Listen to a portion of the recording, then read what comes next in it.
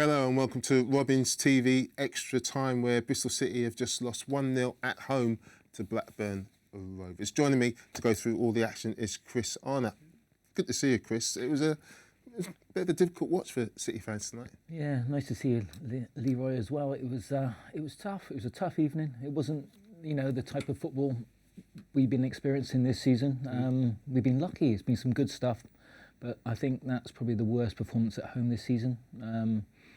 Yeah, it was a difficult watch for so many reasons. I think we just ran out of a little bit of steam. We've got maybe 2 more injuries. Yeah, it wasn't the way we've been expecting Bristol City play. They got booed off at half-time, which is the first time this season. So, yeah, there's a few things that we need to talk about. Yeah, certainly is. I'll tell you what, let's have a look at the stats. I think the stats will most probably reflect City's performance. I mean, in the first half, Rovers were close to, I think, 58%. So second half, City had more of the ball, but I think that's telling. Expected goals, Rovers at 1.66, City only 0.52. Really can't really remember them creating a clear-cut opportunity. And because look at that, they've got 16 shots, 5 on target. City not a shot on target, Chris. I think that's the most telling one, isn't it? Shots on target 0, 12 shots at goal. Yeah, that's not great. Hence why your 0.52 on expected goals. We just didn't seem to be creative in the final third at all. We just seemed to run out of ideas. We went a little bit route one towards the end. We chucked on the 2 lads up front, and we weren't able to create too much. We obviously lost Mark Sykes to injury.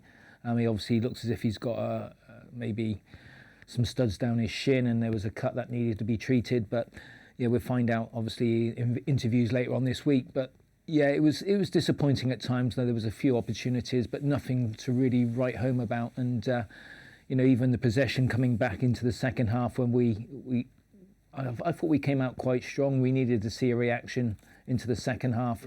We didn't really create too much more, but it certainly got the fans off their seats a little bit. It certainly did. I mean, it's interesting that one offside each, and I thought for City, without possessing the first half, they had opportunities to run it in behind. And do you know what? The first action, positive action, came when Mehmeti did run in behind. And it's exactly what Gerhard Struber's been looking for. It was in the transition when they've lost the ball, and the first touch has been played forward into Mehmeti, running in behind that back line. And now they're trying to get back Blackburn, trying to get it back in defensive, and it's a scramble defending, and it's unfortunate it doesn't hit the target. Yeah, what a great start. I thought we were in for a really wonderful night after this moment in the first minute. Mehmeti all day long was looking to dip off his left foot, to come onto his right, open up the angle, try to curl it into that bottom left-hand corner. And I just thought, here we go. This is going to be a really good evening's, match. And unfortunately, it just didn't seem to take off from that moment for City. I thought Blackburn were really strong first half, or the second part of the first half. They attacked really strongly down the left flank, and City just really weren't able to combat that. I just thought we got overexposed down that flank, and that's where their goal came from. Yeah, you mentioned it in commentary, and you mentioned that maybe it's something that Blackburn had watched from the Stoke game, and they did on numerous occasions. They got in down the right-hand side. Neto Borges went off injured eventually. I don't know if that had anything to do with it, but you see first he misses that duel. It's another pass that is in space, and this was a good save by Vitek, but it just seemed to be a yard off it every single duel, Chris. I think they were. I think you just hit the nail on the head. When you go to close someone down, you don't trigger off the reaction of the player around you. I mean, on that occasion, Zach had to come across from midfield, and he couldn't quite get a tackle in. I almost gave away a penalty in that instance had he made contact. But at the same time, I think they may have looked at the Stoke game, saw how successful Stoke were coming down that left flank, and they definitely targeted us. I thought we struggled all night long. I thought Mehmeti and McCrory had a better relationship and an understanding once Borges went off, but most of their stuff came from this right flank for Blackburn, and City really struggled. It was something that I expected at some stage during the game, or during the first half. Struber was going to come off the touchline and give them some instructions. Even when they stopped for a water break, 20 minutes in, I thought he was going to reorganise them. But it wasn't until Borges went off and McCrory went to left back that we actually had some success in that area, although we did concede the goal. It's a really good point, because Ross McCrory went over to that left-hand side, and we thought, yeah, he's gone over there and he's going to try and sort it out, try and get tight. And we're going to look at the goal now, and it actually plays a part in the Blackburn goal. Him trying to get tight and make sure that they didn't exploit that right-hand side. And if we just look at the clip of the goal, and we'll just pause it here. If you just go back a little bit, Bailey, for me, it's just back, and I just want just from here. Now you see, I just want to just highlight just a couple of players. I'm just going to put a dot here next to. Well, actually, I'll change that. See if I can use the highlighter. See if we could. There's Hayden Roberts, and there's Ross McCrory, and what they're doing there, and I just want you to see the pace that Ross McCrory is coming out to try and get to the right wing back, and that's Hayden Roberts coming out as well. And I'm just going to clear that.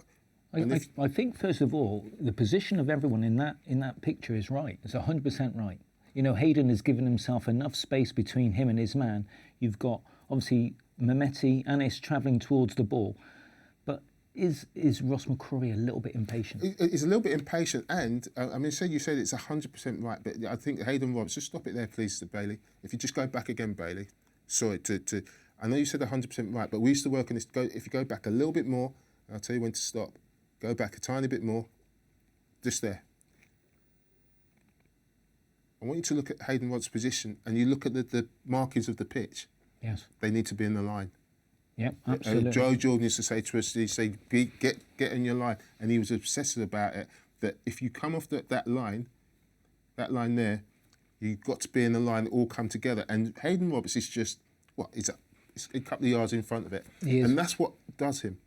And it's a couple of yards. We're talking about really fine detail. If he starts just in this position, I think that when he's coming out to close the ball down, he ushers Moshita wide, and he doesn't go and try and challenge for the ball, and it makes a big difference. You can play it on now, Bailey, and as he goes, and just pause it there. Now he's in front of the ball, and if he goes from the line, I think he's the other side. But the ball's beating him because it's down the side of him, and it's like, we've talked about a yard, Chris, yeah? Yeah. It's only a yard. It's only a yard. And you know what? I'm surprised he hasn't used his upper body strength to use his arms to get into his jersey to hold him up. But Hayden Roberts can't see the ball when that ball's played, and before he knows it, it's down the side of him, and there's only one person going to get on the end of it. Absolutely.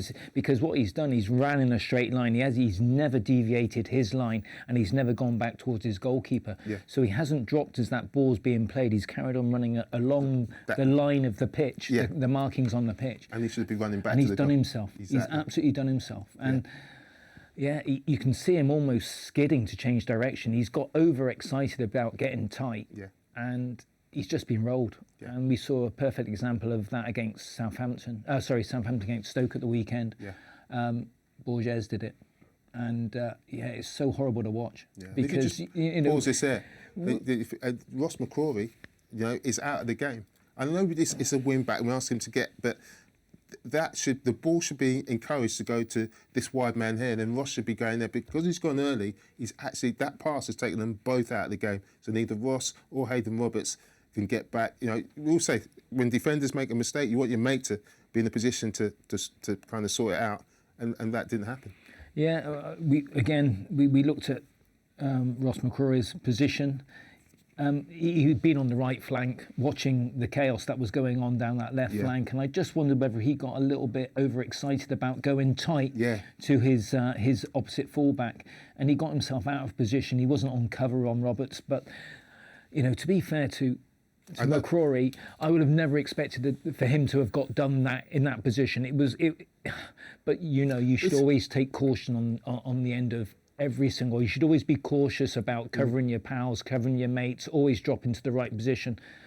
But for Hayden Roberts to be rolled in that situation, it should never happen. But Ross was out the game because he went maybe 2 yards to his wide man, which he shouldn't have done. Absolutely, and it all comes from them being done and saying, right, we're going to stop, we're going to get tight nice and early to him, and it's just gone a bit tight too early, and it all comes from the success that Blackburn had down that was the perfect one for the academy kids to watch over and over again, because you don't often see that. No. Professional footballers at this level don't tend to make those kind of mistakes, and we've done it in 2 games on the trot. But that is a perfect one to show players, younger players, how to defend. Absolutely. Well, that was just before the half-time whistle, but I thought City came out second half. It was a really bright start. Obviously, they had the word and had a couple of headed opportunities. First one from a set piece, it was really unbelievable header from Rob Dickie. It would have been some header if that had ended up in the bottom corner. But I think the second header, this one, I mean, to head it from the penalty spot was to try and get on target was always going to be difficult. Yeah, it was a good cross in. It maybe drifted a little bit too far out for Dickie to wrap his head around, and he did the best he could by Shaw. But I love this one. I mean, for me, Sykes to give himself an extra yard to get that lovely dink cross to the far post, and there was 3 City players in that area, and maybe Ross McCrory thought he saw it late, but he seemed to get his body shape wrong, and you can give me your opinion on it. But I tended to get the impression that he headed it on the top of his head rather than the forehead, so he kind of got under it slightly rather than powering it down. I think he just nodded it. He nodded too early. Yeah, he got maybe a little bit too early because he saw it at the last moment, and it just landed on the top of the net. But I think that's probably City's best chance. It was their best chance. And just the final clip is, what City were trying to achieve is, getting in behind like Mehmeti did in the first minutes. They managed it, through Vitek, a long pass to Scott Twine. And you thought, well, I mean, he actually slits where he plays the pass, and then Scott Twine does really well to get on this ball. And as he just paused it there, he's looking up. You can see Scott looking, and he's just looking for someone to get across that near post. But it's Mehmeti, I think that's Ross McCrory as well. They don't really break a net to try and get in the box and leave the space maybe for I don't know, Sinclair Armstrong coming in behind them. But in the end, I mean, Mehmeti ended up with the ball, but you've got to break your net to get into the box for that first-time pass. That's what Twine is looking for.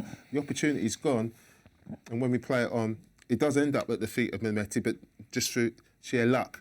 Yeah, it came off a deflection, didn't it? But for me, if Mehmeti was a goal poacher, and a centre forward like you, Leroy, that's where you would have been making your run. Yeah. That was where, as a defender, I know that's where you would have been wanting to get, because that's the most likely place you were going to be able to score. For him to hang back on the edge of the box isn't where you're going to score generally. That is maybe the third option. The first player goes to the near post, the next player goes to the far post, and if you've got enough bodies in the box, the last one hangs about on the edge of the box or tries to come late on the edge of the box.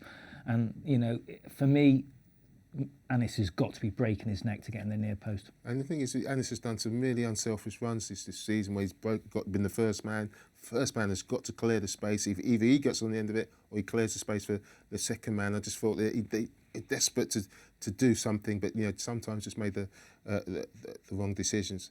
Another game on Friday, Chris. So Watford. I can't believe the games keep coming. With all these injuries that we're getting. Yeah, I bet the players can't believe it in the dressing room. They got 3 days to recover again. Big game at Watford. I mean, they're not a bad team. They got full of strength, full of pace.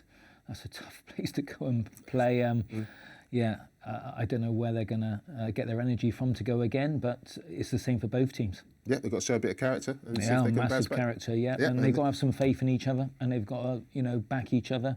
They've got to cover each other because, they've done so well this season, and perhaps a game away from Ashton Gate and the pressure might do them some good. Absolutely. Chris, pleasure. Thank you very much. Good to have your company today. That's it for Robin CV Extra Time. For now, we'll see you on Friday.